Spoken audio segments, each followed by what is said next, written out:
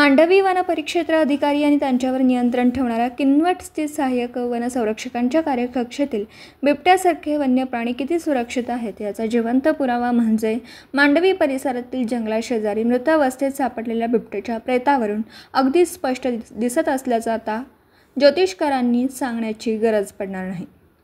16 March 2025 रोजी doctor Rahul Jondhale, doctor Niranjan Bagal, doctor Yogesh Patil, doctor Gajanan Langote या पशुवैद्यकीय अधिकाऱ्यांनी तत्परता दाखवून मृत बिबट्याच्या प्रेताची केलेली उत्तरीय तपासणी हे बिबट्या मृत झालेल्या घटनेची पुष्टी करणारा प्रकार स्थानिक वन विभाग नाकारणार का, असा संतप्त सवाल वक्तवला जातोय. मांडवी वन परिक्षेत्र अधिकाऱ्यांच्या प्रभारी काळातील ही ताजी घटना आहे.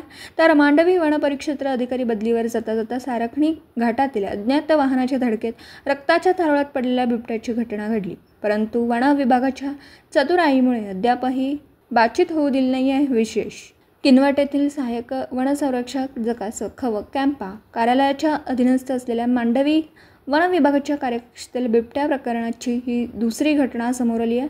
वन्य प्राणी खरंच सुरक्षित आहेत का याबद्दल जनमत प्रवाह उलटसुलट चालत असला तरी किमान वन विभागाच्या स्थानिक अधिकाऱ्यांनी त्याबद्दलची माहिती द्यायला हरकत नसावी.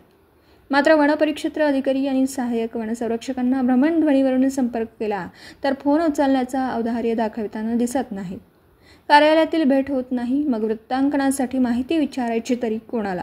सरकारने या संबंधितची जबाबदारी निश्चित करावी. तसेच जिल्हा स्तरावरील उपवन संरक्षक, विभाग स्तरावरील मुख्य वनसंरक्षक, राज्य स्तरावरील प्रधान मुख्य वनसंरक्षकांनी कठोर अंमलबजावणी करण्याची काळाची गरज असल्याच्या अनेकांनी भावना व्यक्त केल्यात.